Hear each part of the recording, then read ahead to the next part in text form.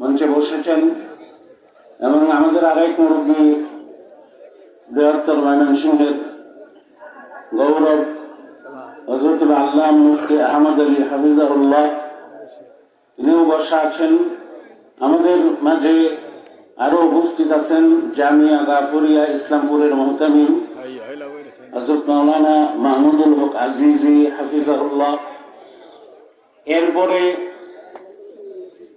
হযরতের বয়ানের পরে আসতেছেন হযরত মাওলানা সালমান ফারসি হাফিজাহুল্লাহ। একের পর এক ইনশাআল্লাহ চলতে থাকবে। এখন আপনাদের সামনে গুরুত্বপূর্ণ তাকরীর পেশ করবেন, নসিহা পেশ করবেন সুলতানুল ওয়াইজিন আল্লামা খালিদ সাইফুল্লাহ আইয়ুবী হাফিজাহুল্লাহ।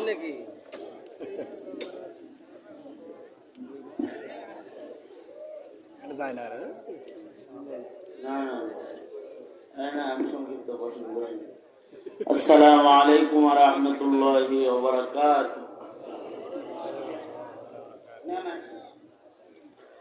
আলহামদুলিল্লাহ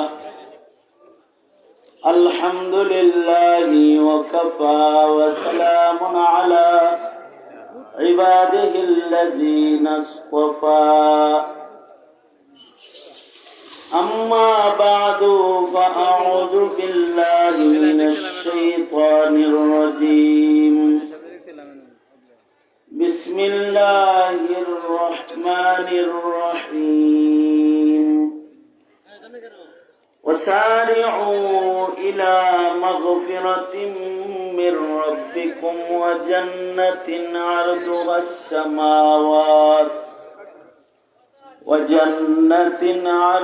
السماوات والأرض أعدت للمتقين. وقال النبي صلى الله عليه وسلم أعدت للمتقين ما لا عين رأت ولا أذن سمعت ولا خطر على قلب بشر أو كما قال عليه الصلاة والسلام.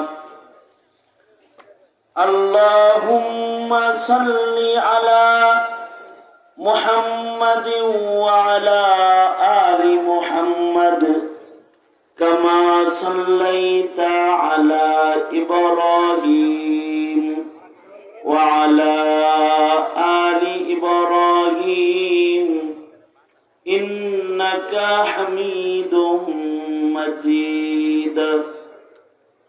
اللهم بارك على محمد وعلى آل محمد كما باركت على إبراهيم وعلى آل إبراهيم إنك حميد مجيد. الحمد لله. দারুল কোরআন হাফিজিয়া মাদ্রাসার উদ্যোগে আয়োজিত মহতি আজিমুশান ওয়াজ মাহফিল 2025 মাহফিলের মোহতারাম সাদার, আমাদের সকলার মুরব্বী মোহতারাম সভাপতি হযরতুল আল্লামা শেখুল হুফাজ হাফেজ আহমদ আলী দামাত বরকাতুহুম, মজলিসে উপস্থিত রয়েছেন আমাদের সকলার মুরব্বী বৃহত্তর ময়মনসিংহের উলামায়ে কেরামের অন্যতম মুরব্বী প্রবীণ শেখুল হাদিস উস্তাদুল আসাতিজা আলিমিদ্দিন হযরতুল আল্লামা মুফতি আহমদ আলী দামাত বরকাতুহুমুল আলিয়া, উপস্থিত দিগার বুজুর্গ হযরত উলামায়ে কেরাম, সম্মুখপানে সমবেত দিন প্রিয়, ইসলাম প্রিয়, দিনদার ইমানদার মুমিন মুসলমান ভাইরা, পর্দার আড়াল থেকে আলোচনায় শামিল মা বোনেরা, আল্লাহর দরবারে শুকর। আল্লাহ তাআলা দ্বীনি নসিহতের মজলিসে উলামাদের সোহবতে জান্নাতের বাগানে আমাদেরকে আসার বসার তৌফিক দান করেছেন। কালিমাতুশ শুকর পড়ি, শুকরিয়া আদায় করি, জবান খুলে ভক্তি ভরে সমস্বরে মোহাব্বতে আওয়াজ করে সকলে মিলে বলুন আলহামদুলিল্লাহ। এত সময় পর্যন্ত মাজলুম আলেম দ্বীন হযরতুল আল্লামা জসিমউদ্দিন রহমানী দামাত বরকাতুহুম গুরুত্বপূর্ণ কিছু নসিহা আপনাদেরকে প্রদান করেছেন। ওনার পূর্বেও মশহুর মুফাসসির কোরআন হযরতগণ কথা বলেছেন এবং আমার পরেও দেশের বিজ্ঞ বুজুর্গ ওলামা হযরতগণ কথা বলবেন। আমি বরকতের নিয়তে আপনাদের সামনে সূরা আলে ইমরানের মশহুর আয়াতে কারিমা আপনাদের সামনে তিলাওয়াত করেছি, মশহুর হাদিস আপনাদের সামনে পেশ করেছি। এগুলোকে সামনে করে কিছু কথা আপনাদের সামনে বলবার ইরাদা রাখি। আল্লাহ তাআলা কিছু উপকারী কথা আপনাদের কানে পৌঁছাইবার তৌফিক দান করেন। আপনারা দোয়া করুন, বলুন আমিন। এই পৃথিবীতে যত মানুষ আছে সব মানুষগুলো দুই ভাগে ভাগ হয়ে যাবে। একদল মানুষ জান্নাতের বাগানে জায়গা পেয়ে যাবে, আর আরেকদল মানুষকে দোজখের আগুনের ইন্ধন হতে হবে। জান্নাতে তারাই যেতে পারবে যাদের উপরে মহান আল্লাহ সন্তুষ্ট হবে এবং যারা তাদের জিন্দেগীর গুনাহ খাতাকে মাফ করাইতে পারবে, তাদের অপরাধ থেকে তারা মুক্ত হতে পারবে, অপরাধ থেকে মাগফিরাত নিতে পারবে, তারা আল্লাহ পাকের জান্নাতে চলে যাবে। এই পৃথিবীতে যদি একটা অপরাধ কেউ করে, কবিরা গুনাহ, কোন মুমিন যদি একটা কবিরা গুনাহ করে, একটা অপরাধ করে কবিরা গুনাহ, তাহলে এই একটা কবিরা গুনাহই তাকে দোজখের আগুনে নিক্ষেপ করার জন্য যথেষ্ট। একটা কবিরা গুনার কারণেও দোজখের আগুনে যাওয়া লাগতে পারে। এ কারণেই চালাক চতুর মুমিনরা গুনাহ মুক্ত জীবন যাপন করে। কারণ জান্নাত পেতে হলে গুনাহ মুক্ত হতে হবে। জান্নাত পবিত্র জায়গা, আল্লাহ পাক পবিত্র, আল্লাহ পাকের জান্নাত পবিত্র। আল্লাহর জান্নাতে শুধুই মাত্র পবিত্ররাই জায়গা পাবে। কোন মুশরিক, গুনাহগার, গুনাহযুক্ত, অপবিত্র কেউ আল্লাহর জান্নাতে যেতে পারবে না। এই কারণেই সাহাবায়ে কেরাম রিজওয়ানুল্লাহি আলাইহিম আজমাইন ওনারা একটি কবিরা গুনাহ কবরে নিয়ে যান নাই। জামাতে সাহাবার প্রত্যেকেই এদিকে তাকান, সোজা করেন, হাত সোজা করেন, ওঠান, হাত সোজা করেন, কথা শোনেন, দোনো হাত সোজা করেন, নাড়াচাড়া দেন, জবান খুলে আমার সাথে কথা বলেন, জবান খুলে বলেন সুবহানাল্লাহ, উচ্চ আওয়াজে আওয়াজ করে বলেন আলহামদুলিল্লাহ, লা ইলাহা ইল্লাল্লাহ। উঁচু আওয়াজে উঁচু স্বরে শয়তান তারায় আল্লাহর বরত্ব চিৎকার করে বলেন আল্লাহু আকবার। আরো জোরে আওয়াজ করে বলেন আল্লাহু আকবার। হাত নামান। এই যেমন আমার দিকে ছিলেন ছাত্র তলবে ইলম ভাইদের সংখ্যা বেশি, মাশাআল্লাহ, আল্লাহ পাক বরকত দান করুক। সকলকে এই দিকে থাকার জন্য আবেদন জানাইতেছি। তা আমি যেটা বলতেছিলাম সেটা হলো এই কারণেই আল্লাহ পাকের পছন্দনীয় মুমিন যারা, উলাইকা হুমুল মুমিনুনা হাক্কা, যারা প্রকৃত মুমিন, আল্লাহ পাকের কাছ থেকে সনদ পেয়েছেন, তারা হলেন সাহাবায়ে কেরাম রিজওয়ানুল্লাহি আলাইহিম আজমাইন। নবীজির টোটাল জামাতে সাহাবার কেউ একজন সদস্য একটি গুনাহ সহ তারা কবরে যান নাই। অর্থাৎ তারা মৃত্যুর আগে তাদের কৃত হয়ে যাওয়া, ঘটে যাওয়া গুনাহ থেকে আল্লাহর কাছ থেকে আগে মাগফিরাতকে গ্রহণ করেছেন। আল্লাহু আকবার জোরে করে বলেন। সাহাবীদের তো গুনাহ হয়েছে, নবীদের গুনাহ নাই। নবীদের গুনাহ হয় নাই। আহলুস সুন্নাতি ওয়াল জামাআর আকীদা হলো নবীরা মাসুম, নবীদের কি নাই, গুনাহ নাই। কিন্তু সাহাবায়ে কেরামের গুনাহ হয়েছে, এটাও আহলুস সুন্নাতি ওয়াল জামাআর একটি আকীদা। সাহাবীরা গুনাহ নিয়ে কবরে যায় নাই। সাহাবীরা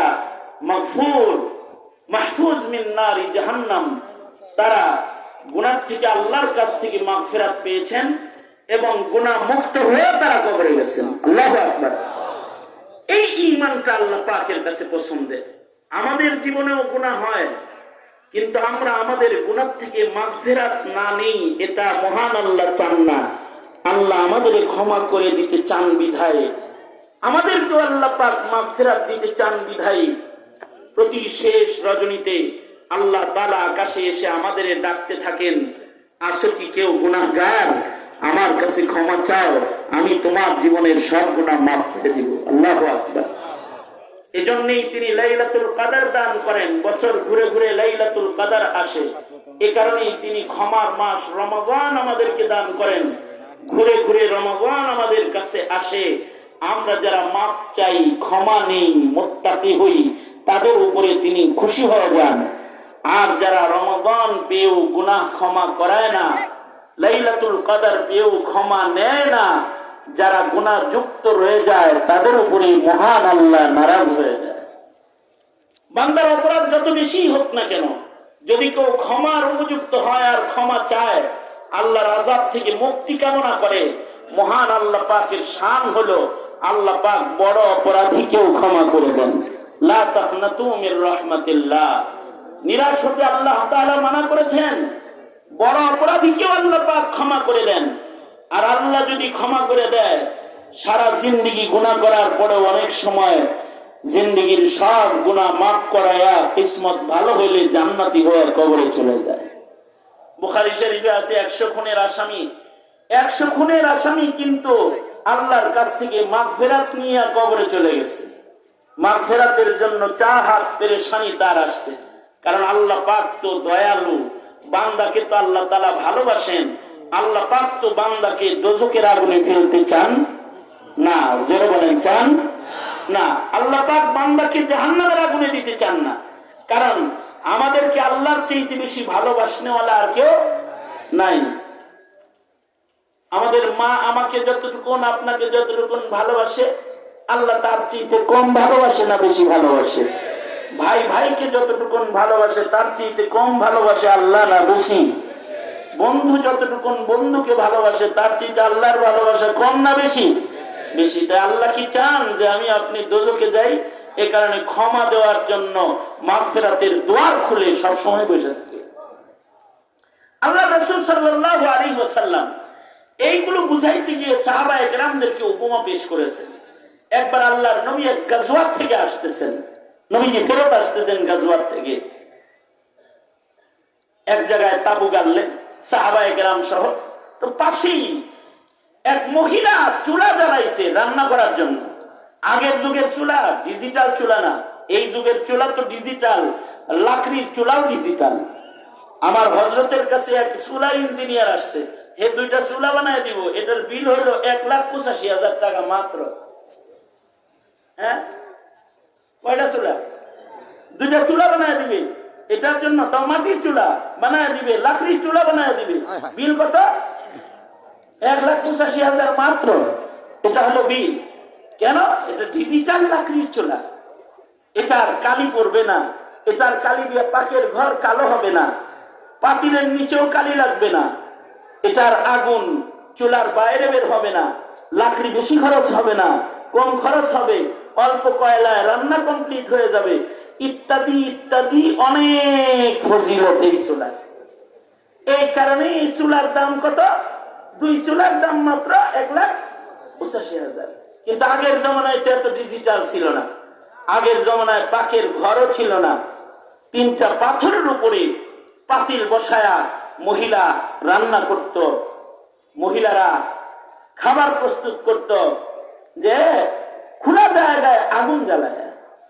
এক মহিলা খোলা জায়গায় আগুন জ্বালাইছে, 3টা পাথরের উপরে পাতিল বসাইছে আর রান্না করতেছে। হাদিসে আছে এই মহিলার একটা সন্তান আছে,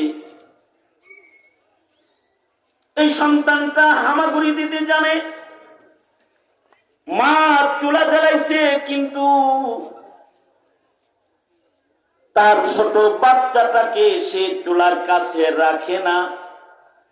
চুলার গরম বাতাসে যদি আগুনের কোনো ফুলকি সন্তানের গায়ে লেগে যায়, এ কারণে মা বারবার বারবার নিজের সন্তানটাকে দূরে রেখে আসি খেলনা দিয়া। কিন্তু মায়ের কাছে খেলনার চাইতে মায়ের কোল বেশি দামি। সন্তানের কাছে খেলনার দাম বেশি না মায়ের কোলের মূল্য বেশি?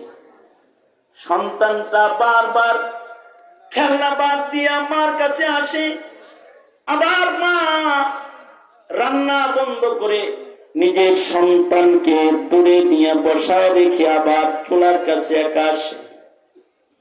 সাহাবায়ে কেরাম দৃশ্য দেখছেন, আল্লাহর নবী নিজেও দেখতেছেন। আল্লাহর নবী সাহাবীদেরকে বললেন, এই সাহাবীরা, ও মায়ের মহব্বতটা দেখো। মা চায় না তার চুলার আগুনের ফুলকি বাতাসে উড়ে তার সন্তানের গায়ে লাগা যাক। এই কারণে সে তার সন্তানকে বারবার দূরে বসায় দিয়ে আসে, সন্তানের গায়ে যেন চুলার আগুনের ফুলকি লেগে না যায়। রাসূল বললেন, সাহাবীরা, এ মা এ সন্তানটাকে যতটুকু ভালোবেসে নিজের চুলার আগুন থেকে বাঁচাইতে চায়, এ মায়ের চেয়ে 1000 কোটি গুণ বেশি ভালোবাসে মহান আল্লাহ তার এক একটা গোলামকে। মহান আল্লাহ চায় না আল্লাহর চুলা দোজখের আগুনের ভেতরে আল্লাহর কোন আদরের গোলাম পড়ে যায়। এটা মহান আল্লাহ চান না। আল্লাহ চান বান্দা ক্ষমা পেয়ে যা। এ কারণেই মাহফিলে আমরা বসি, হাদিস বলে, নবীজি বলে, আল্লাহ বান্দাকে ক্ষমা করতে থাকে। আল্লাহু আকবার জোরে বলেন। আমরা মসজিদে যাই তো আমাদেরকে ক্ষমা করতে থাকে। আমরা কোরআন পড়তে বসি, আমাদেরকে আল্লাহ তাআলা ক্ষমা করতে থাকে। আমরা শেষ রজনীতে উঠে মুখে যদি উচ্চারণ করি আস্তাগফিরুল্লাহ, আল্লাহ তাআলা জিন্দেগীর গুনাহ সব মুহূর্তের ভেতরে ক্ষমা করে দিতে থাকে। কারণ আল্লাহ চান না তো যে আমরা দোজখের আগুনের ভেতরে পড়ে যাই। এ কারণে মহান আল্লাহ ক্ষমার দুয়ারটাকে বড় প্রশস্ত করেছেন। আর আল্লাহ পাকের ভালোবাসার কারণে বড় বড় আসামিরাও আল্লাহর কাছ থেকে সহজে মাগফিরাত পায়, কারণ বান্দাকে আল্লাহ ভালোবাসেন বেশি। এ কারণে 100 খুনের আসামিকে ক্ষমা করে দিয়েছেন। ইমামে বুখারী রাহমাতুল্লাহ আলাইহি বনি ইসরাইলের ওয়াকিআতকে একত্রিত করেছেন, ক্ষমার ওয়াকিআত যা রাসূল বর্ণনা করেছেন, এগুলোকে এক জায়গায় করেছেন। বুখারী শরীফে আলাদা তারজামাতুল বাব কায়েম করেছেন ইমাম বুখারী।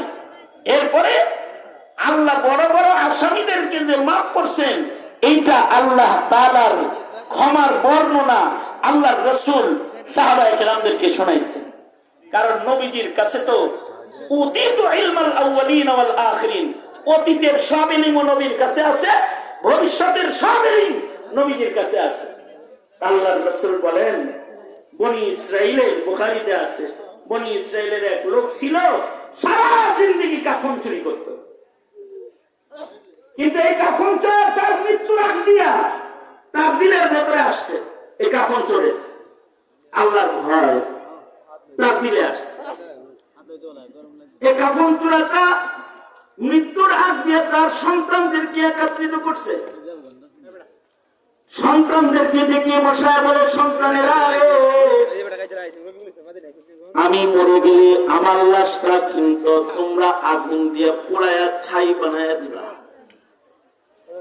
আমার গায়ের গোশতগুলো আগুনে পুড়া ছাই হয়ে গেলে ছাইগুলোকে আবার 2 ভাগ করবা।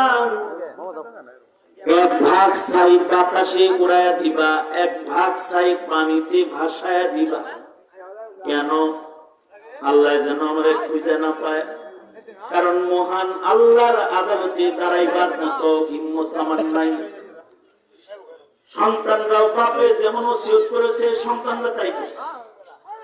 সন্তানরা বাবার লাশকে আগুন দিয়ে পোড়ায় দিছে, গায়ের গোশতগুলা ছাই হয়ে গেছে। এই ছাইগুলাকে ভাগ কইরা অর্ধেক ছাই বাতাসে উড়ায় দিছে, অর্ধেক ছাই পানিতে ভাসায় দিছে।